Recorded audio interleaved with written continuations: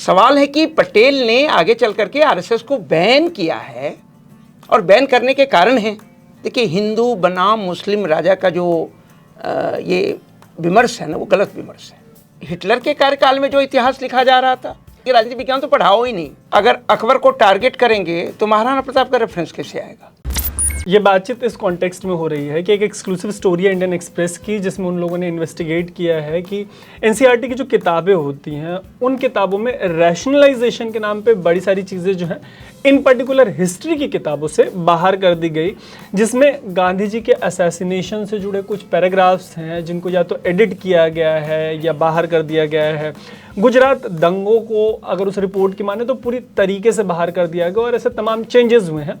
हम उसी के कॉन्टेक्स्ट में ये डिस्कशन कर रहे हैं कि जो हिस्ट्री रीराइटिंग कहें या एलिगेशन लगता रहा है बीजेपी पे जब से इनकी सरकार है कि ये सैफरनाइज कर रहे हैं। एक्चुअली सैफरन जो कलर है वो आपने देखा होगा कि जो झंडा है बीजेपी का, जो कमल दिखाई देता है, उस झंडे में एक रंग आपको दिखाई देता है भगवा। तो उसी भगवा से लेकर ये कहते हैं कि वो भगवाकरण करना चाहते हैं और एक पर्टिकुलर तरीके की हिस्ट्री देश को बताना चाहते हैं।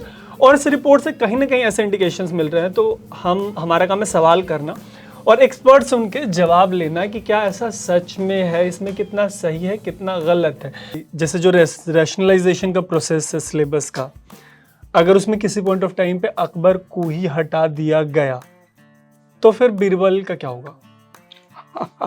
जो समझ है उसमें तो अकबर टारगेट पे है, बीरबल तो टारगेट पे है नहीं।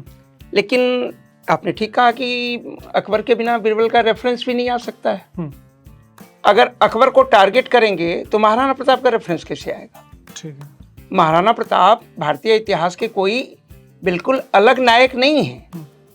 युद्ध मुगल काल में अकबर के है ना साथ हुआ हल्दी घाटी में, एंड देन उसके बाद फिर युद्ध हुआ है। तो अकबर के रेफरेंस के बिना आप कोई भी, चाहे महाराणा प्रताप हों जिनको भारतीय है ना इतिहास के मुगल कालीन नायक, और मानते भी हैं लोग, इसमें कोई डाउट नहीं है कि वो एक बहादुर शासक थे, लेकिन निसंदेह एक छोटे से राज्य के शासक थे। तो अकबर के रेफरेंस के बिना तो आप ना तो महाराणा प्रताप को पढ़ाएंगे, न तो बीरबल जैसे एक बहुत ही विद्वान व्यक्ति के जो उसके तमाम सारी बातें अकबर से जुड़ी हुई हैं उसका भी रेफरेंस नहीं आएगा। तो ये तो फैक्ट है।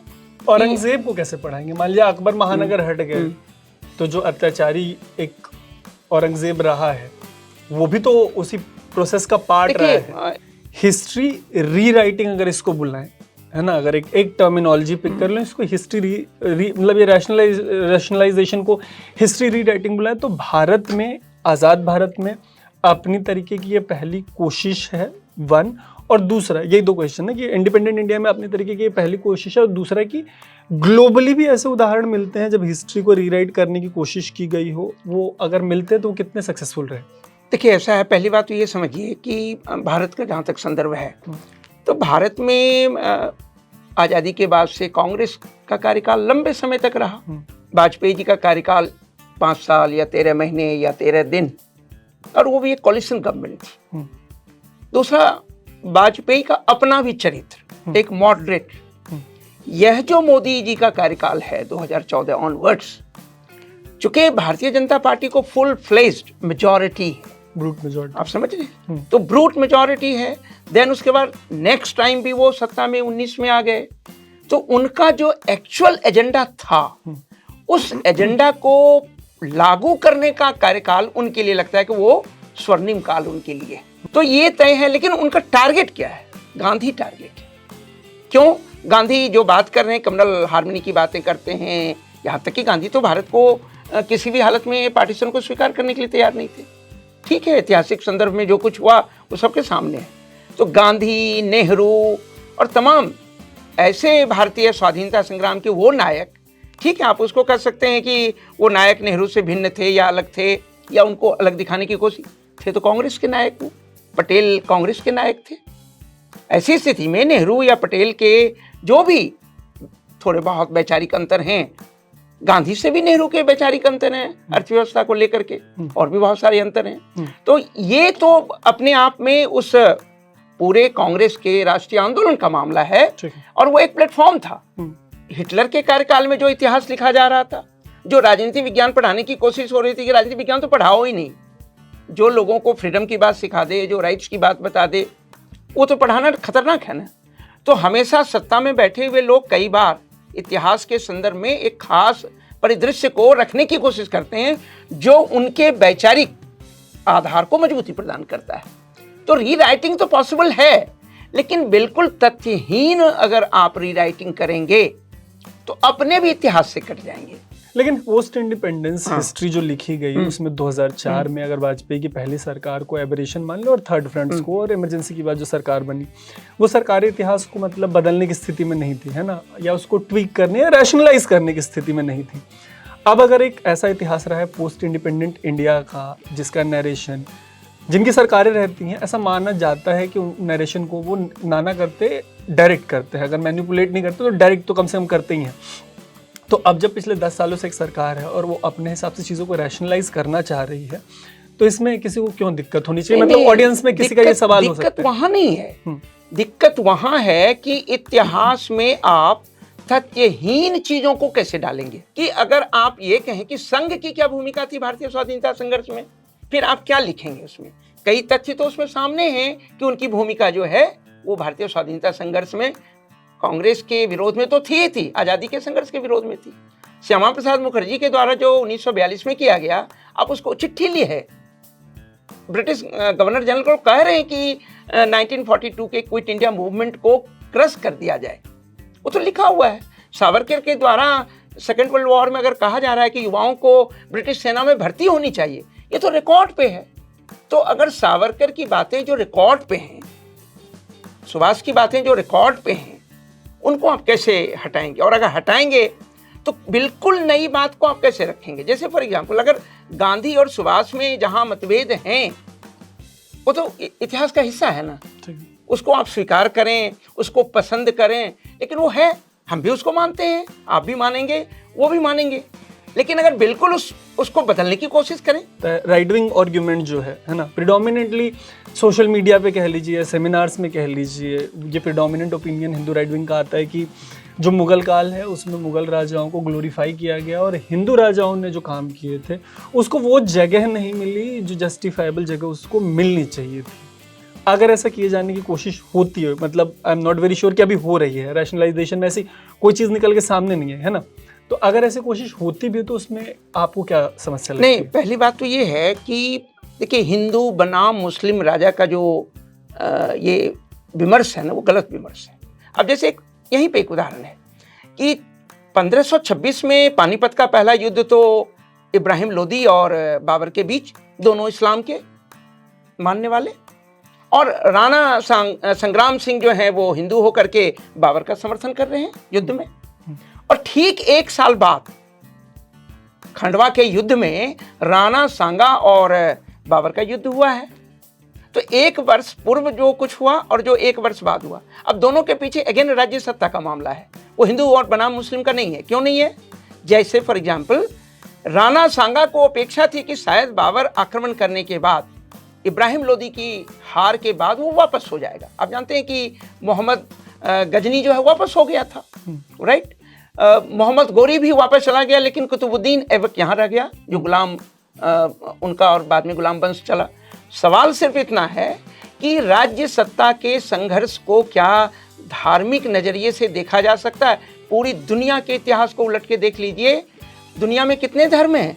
6, 7, 8 मैक्सिमम।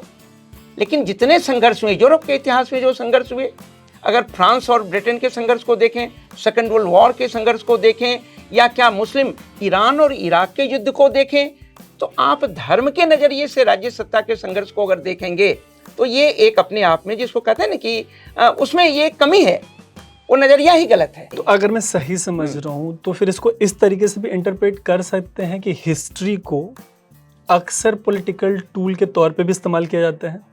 कई बार होता है, लेकिन ये भी तय है कि अगर पूरी तरह से आप उसको हिस्ट्री को पॉलिटिकल टूल बना देंगे तो निश्चित रूप से वो इतिहास लेखन कई प्रकार की अशुद्धियों से, तथ्यों के बिना होगा, तो वो इतिहास नहीं है। नाजियों के, जर्मनी और फांसीवादियों के इटली का रेफरेंस देखेंगे तो उस समय तो हिटलर जो चाहते थे वही लिखवाने की कोशिश कर रहे थे ना, तो वो तो हर चीज को जस्टिफाई कर रहे तो थे। ये क्या, जैसे आप मेरे को मतलब यूरोप की हिस्ट्री और जर्मनी की मैंने क्या पढ़ी है, लेकिन मतलब मेरे को इन पर्टिकुलर उस दौर में जर्मनी में क्या हो रहा था मेरे को बहुत अच्छे से नहीं पता। मैं आपसे जानना चाहूँगी, जैसे हिटलर ने, आप जो कह रहे हैं कि पॉलिटिकल साइंस ही मतलब उसने फेज आउट करवा दिया था कि ये मत पढ़ाया जाए, या मूवमेंट्स की जो इम्पोर्टेंस होती है वो मत पढ़ाया जाए, तो क्या होता है जब हिटलरों का दौर खत्म हो जाता है तो ये आगे सस्टेन करता है सिलेबस इसी तरीके से रहता है या उसको बदल दिया जाता है? नहीं, उसमें परिवर्तन होते हैं, क्योंकि जो तथ्य के बिना डाले गए और एक खास मानसिक और वैचारिक सोच को स्थापित करने के लिए किया गया है, और अब वो समाज अगर उससे उबर रहा है। आप जानते हैं कि सेकेंड वर्ल्ड वॉर के बाद जर्मनी आज एक बहुत ही शक्तिशाली यूरोप का देश भी है, दुनिया में एक शक्तिशाली आर्थिक शक्ति भी है। तो जर्मनी वही नहीं है जो हिटलर के समय में था, और यहाँ तक कि हिटलर ने स्वयं आत्महत्या कर ली, मुसोलिनी की तो पीट पीट करके वहाँ के लोगों ने हत्या कर दी। इसका मतलब होता है कि जो कुछ उस दौर में घटित हुआ, उस दौर में घटित होने के बाद आगे चल करके उसको स्वीकार नहीं किया गया। तो जैसे अगर लेटेस्ट जो एक्सप्रेस की रिपोर्ट है उसमें से एग्जांपल लें कि एक पैरा है, Gandhi's death had an almost magical effect on the communal situation in country. The government of India cracked down on organizations that were spreading communal hatred. Organizations like RSS were banned for some time.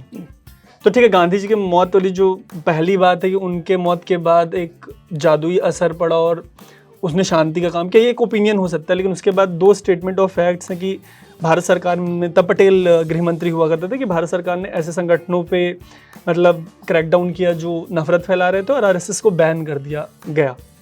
ये तो statement of facts हैं। तो आपको क्या लगता है कि अगर रैशनलाइजेशन में ऐसे किसी चीज़ को हटाया जा रहा है, वो डेलिबरेट है या उनके पास रहा हो कि हाँ ठीक है इस चीज़ को अगर निकाल भी देते हैं तो कोई बहुत सिलेबस पे फर्क नहीं पड़ेगा? नहीं, ये डेलिबरेट है।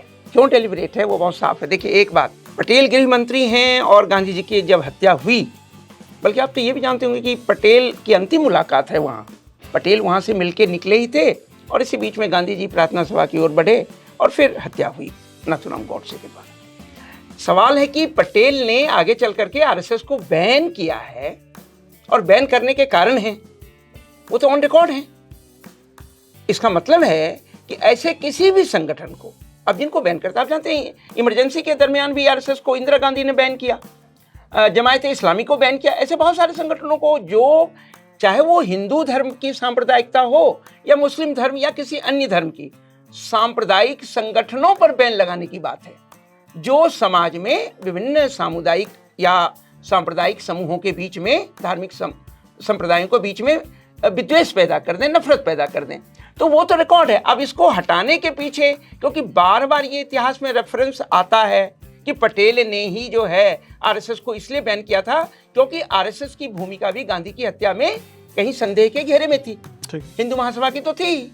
आप समझ रहे मेरी बात? तो इसका मतलब है कि धीरे धीरे अगर उन बातों को हटा दिया जाए और नई पीढ़ी जो इन बातों से अवगत नहीं हो, तो शायद एक खास प्रकार की सोच को सत्ता के प्रभाव से और समाज में अपने बढ़ते हुए प्रभाव के लिए इस्तेमाल किया जा सकता है। तो हटाने के पीछे मंशा ये है। अन्यथा ये, अब जैसे मैं एक उदाहरण दूं, भाई नाथूराम गॉडसे ने हत्या की है, मुकदमा चला है, नाथूराम गॉडसे को फांसी हुई है, नाथूराम गॉडसे ने क्या स्टेटमेंट दिया वो सब तो रिकॉर्ड पे है। लेकिन फॉलो अप रीडिंग में जैसे बड़ा सारा ऐसा मटेरियल है, आप डेमोक्रेसी में किताबें तो बैन नहीं कर सकते, तो जब किताबें बैन नहीं करेंगे तो हिस्टोरिकल फैक्ट्स बाहर भी तो किताबों में मौजूद होंगी। डेमोक्रेसी में बहुत सारी, ये भी नहीं होना चाहिए। आपको अगर लगता है, जैसे मैं एक बात कर रहा हूँ, सपोज कीजिए कि कांग्रेस के जमाने में अगर कुछ इतिहास लिखा गया, एनसीईआरटी की किताबें लिखी गई और उसमें कोई त्रुटि है, तथ्यात्मक कमियां हैं, आप एक जो है ना, मैंने तमाम देश के विद्वानों की एक बड़ी कमेटी बना दीजिए, उसमें राइट विंग की सोच के भी लोग हों, लेफ्ट विंग भी हों, सेंट्रिस्ट भी हों, स्वतंत्र सोच के बुद्धिजीवी हों, और कहिए कि पूरे मैं यहाँ इंटरप्ट कर रहा हूँ आपको, मैं जिन राइट विंग के लोगों से मिला हूँ उनकी एक शिकायत ये रही है कि जब कांग्रेस का दौर था तो एकेडमिया पे जो डोमिनेंस है वो वामपंथियों का रहा है, लेफ्ट का रहा है, और उन लोगों ने हमें कभी जगह नहीं दी। अब वो चाहते हैं कि इस तरीके की न्यूट्रलिटी आए कि जब हमारी विचारधारा का आज डोमिनेंस है, तो वो चाहते हैं कि कमेटियां ऐसी बने जिसमें हम तो हो ही, उनका भी रिप्रेजेंटेशन। देखिए मैं यहाँ पे एक बात कहना चाहूंगा कि इस आरोप में भी पूरी सच्चाई नहीं है। उसका कारण क्या होता है? राइट विंग का रिप्रेजेंटेशन रहा है कांग्रेस के दौर में। मेरी यस रहा है, लेकिन चूंकि वो बहुत ज्यादा इतिहास लेखन में उनकी भूमिका ही नहीं थी। क्योंकि देखिए, जैसे मैं पॉलिटिकल साइंस पढ़ाता हूँ, राइट, अगर मान लिया किसी ऐसे विषय पे आप चाह रहे हैं लेखन जो पॉलिटिकल साइंस में भी मेरा क्षेत्र नहीं है, तो मैं तो कहूंगा कि भाई ये मुझसे तो नहीं संभव है, आप किसी अन्य विशेषज्ञ को ढूंढिए। तो उस समय जो भारतीय समाज में बुद्धिमान, बुद्धिजीवी या विभिन्न इतिहास और अन्य विषयों के एक्सपर्ट थे, अगर वो हैं ही नहीं उनके पास, देखिए ये तो आपको मानना होगा कि आप ये कह रहे हैं सारे लेफ्ट लीनिंग लोग ही, लेफ्ट लीनिंग के साथ साथ अन्य लीनिंग के भी लोग हैं, बट राइट विंग के लोग बहुत ज्यादा इसलिए नहीं है कि उनकी बहुत भूमिका नहीं थी उस समय, ठीक है, शिक्षा के क्षेत्र में उनके तमाम सारे। लेकिन ये भी कहना तो कि ये सारे मौके उन्हें दिए नहीं गए, या मतलब वो इसके योग्य नहीं थे, क्वालिफाइड नहीं था, क्वालिफाइड नहीं थे। ठीक है, लेकिन ये मैं तो इसीलिए आज कह रहा हूँ कि अगर उन्हें लगता है कि उनके साथ अन्याय हुआ, चलिए मैं अगर इस तर्क को स्वीकार कर लूं कि उनके बीच भी योग्य लोग थे लेकिन उन्हें भूमिका नहीं मिली, तो आज आप एक सभी विचारों के लोगों को जो विशेषज्ञ हैं उनको इकट्ठा कीजिए, ठीक है, उनको जिम्मेदारी दीजिए, और वो जिन तथ्यों के साथ आए तो उन परिवर्तनों को लेकर के अगर आप आगे बढ़ते हैं तो शायद वो ज्यादा रैशनल होगा। ठीक है। जैसे एक्सप्रेस की जो रिपोर्ट है उसके अकॉर्डिंग उनका एक पैरा कोट कर रहा हूँ, with the removal of above paragraph all NCERT social science text books for class 6 to 12 have been purged of all references of Gujarat riots. अब लीजिए एक और ये बहुत इंपॉर्टेंट पॉइंट है कि गुजरात में दंगा हुआ या नहीं हुआ, या ह्यूमन राइट्स कमीशन ने जो रिपोर्ट दिए उसको हटाने की क्या जरूरत है? नहीं, लेकिन आपको क्या लगता है किन वजहों से इनको हटाने का फैसला लिया गया? अरे भाई एक बात मुझे बताइए कि जो 1984 का सिखों के विरुद्ध जो कुछ दंगा हुआ, उससे कांग्रेस की प्रतिष्ठा बढ़ी थी क्या? इलेक्शन में फायदा जरूर मिल गया उनको, बहुमत समूह को मोबिलाइज कर, लेकिन वो एक धब्बा है। उसी प्रकार से गुजरात एक धब्बा है उनके ऊपर, तो उस धब्बे को हटाने की कोशिश करेंगे ना। तो अगर इतिहास की किताब की और ये किस सोशल साइंस के बुक से आप हटाएंगे तो एक तरह से धीरे धीरे धब्बा होता क्या है कि जो आज पढ़ रहे हैं लोग धीरे धीरे वो नई चीज पढ़ेंगे तो पुरानी चीजें भूल जाएंगे। जैसे मैं पॉलिटिकल साइंस पढ़ाऊंगा तो अभी तो मैं अगर सिलेबस से आप हटा भी देंगे फिर भी मैं 1984 का भी जिक्र कर दूंगा, मैं जो है वो भागलपुर दंगे का भी जिक्र कर दूंगा, गुजरात का भी कर दूंगा। लेकिन जो आने वाले टीचर होंगे जो वही पढ़ के आए हैं वो तो रेफरेंस भी नहीं देंगे। इसलिए मैं कह रहा हूं देना चाहे तो भी नहीं दे पाएंगे। कैसे दे पाएंगे? क्योंकि वो एग्जिस्ट नहीं करते। बिल्कुल ठीक है। मैं ये इस बात को कहना सिर्फ चाह रहा हूं। ये 15 सालों से पढ़ाया जा रहा था। जो एक्सप्रेस की रिपोर्ट है उन्होंने जो इन्वेस्टिगेट किया है उसके अकॉर्डिंग 15 सालों से ये पढ़ाया जा रहा था और 15 सालों तक जो कंटेंट पढ़ाया गया है उसको अब रैशनलाइजेशन के नाम पे अलग किया गया है। तो जो बच्चे 15 साल पढ़े इस चीज़ को इन्हीं टेक्स्ट बुक में, फ्यूचर में वो किस तरीके से अपने हिस्टोरिकल आर्ग्यूमेंट्स को कंस्ट्रक्ट करेंगे? देखिए एक बात यहाँ समझिए आप, मैं एक बात तो साफ कर दूं कि पाठ्यक्रम में बदलाव अपने आप में एक स्वाभाविक प्रक्रिया है। मैं इसके अगेंस्ट भी नहीं हूँ, दिल्ली विश्वविद्यालय में भी और हाँ, लेकिन जो चीजें आप बदल रहे हैं सवाल उस पे है। दूसरा, कई चीजें इतिहास में जो कुछ हुआ या अंतर्राष्ट्रीय राजनीति में जो कुछ हुआ अब धीरे धीरे उसका महत्व, जैसे आप जानते हैं कि नॉन अलाइनमेंट मूवमेंट का, गुट निरपेक्ष आंदोलन का महत्व खत्म हो गया क्योंकि बाइपोलर जो वर्ल्ड था है ना वो खत्म हुआ। तो अब उसको विस्तार से पढ़ाने के बजाय क्या करेंगे आप? Reference point. तो रेफरेंस पॉइंट से क्या होगा? जैसे मैं सेकेंड वर्ल्ड वॉर के बाद अगर अंतर्राष्ट्रीय राजनीति को समझना चाहता हूं या समझाना चाहता हूं तो मुझे रेफरेंस पॉइंट तो कोल्ड वॉर का करना ही होगा ना। मुझे जो है जो बाइपोलैरिटी थी उसको, और तृतीय विश्व के देशों ने कैसे उस दोनों महाशक्ति से अलग विश्व राजनीति में अंतर्राष्ट्रीय शांति सुरक्षा को लेकर के गुट निरपेक्ष आंदोलन बनाया, उसको भी तो हमें बताना होगा ना। भले विस्तार से नहीं बताना होगा, मतलब कि इतने कॉन्फ्रेंस में किस में क्या हुआ नहीं, लेकिन नॉन अलाइनमेंट का पूरा रेफरेंस आप कैसे खत्म कर देंगे? मेरा ना जाते एक लास्ट क्वेश्चन ये कि ना हिस्ट्री जो है वो as a topic as a subject cinema या क्रिकेट की जितना इंटरटेनिंग है नहीं, बट कहते हैं कि नेशन मेकिंग में, एक देश बनने का जो प्रोसेस होता है, उसमें हिस्ट्री की बहुत इंपॉर्टेंट भूमिका होती है। अगर कोई ऑडियंस देख रहा हो और ये समझना चाहे कि हम क्यों ये बात कर रहे हैं, हिस्ट्री इतनी इंपॉर्टेंट क्यों है, या देश बनने में हिस्ट्री की क्या इंपॉर्टेंट भूमिका होती है, तो आप एक बार प्लीज एक्सप्लेन करेंगे। पहली बात तो ये है कि इतिहास क्या है। जो कुछ आपके समाज, धर्म, संस्कृति, अर्थव्यवस्था, राजनीति पहले हुआ है, तो आप अगर भविष्य के समाज का निर्माण करना चाहते हैं तो वर्तमान को पूरे अतीत से काट करके उसका निर्माण तो नहीं हो सकता ना। ठीक है। लेकिन जो अतीत की कमियां हैं, जैसे अगर हम अध्ययन करें कि आखिर भारत गुलाम क्यों हो गया, और अगर उस गुलामी के उन कारणों को हम दूर करें तो आने वाले कल में जो एक मजबूत भारत के राष्ट्र का निर्माण हो सकता है। ठीक है। राइट। ब्रिटिश क्यों आए? ब्रिटिश तो मात्र जो है सौदागर बन के आए थे। हाँ, मसालों का है ना। और वो क्या बन बैठे? स्वामी इतने विशाल देश का। क्यों? आखिर क्यों? बाहर के चंद लोग आए, और इसका मतलब कि इन तमाम जो देश के अंदर चाहे राजा थे, नवाब थे, सब उनमें कितना आपस में डिफरेंस रहा होगा कि उन्होंने मतलब इसको एक्सप्लॉइट होने देख लीजिए ना। अगर सिराजुद्दौला पर वहां जो आप जानते हैं कि ब्रिटिश क्लाइव आक्रमण कर रहा है, उनके लोगों ने उनकी दगाबाजी की। चाहे हिंदू मुसलमान दोनों, जगत सेठ तो हिंदू थे, और उनके जो सेनापति थे या जो उनके वजीर थे मीर जाफर, वो मुस्लिम थे। तो समझने की ये जरूरत है कि आखिरकार ब्रिटिश आए और एक सौदागर आखिरकार पॉलिटिकल मास्टर कैसे बन गया किसी देश में। तो कुछ न कुछ उस भारतीय समाज की जो अपनी आंतरिक कमियां थी, आपस में जो एक दूसरे के खिलाफ, है ना, राजा रजवाड़ों का। एक बात और मैं यहाँ ऐड करूँ, मान लिया अकबर को अगर आप मानते हैं कि वो एक मुगल शासक था और वो भारत में, है ना, कई राजाओं को जीत करके, मेरा सवाल ये है कि राणा प्रताप जब अकबर के खिलाफ युद्ध कर रहे थे तो अन्य राजपूत राजाओं ने, राजस्थान के राजाओं ने राणा प्रताप का साथ क्यों नहीं दिया?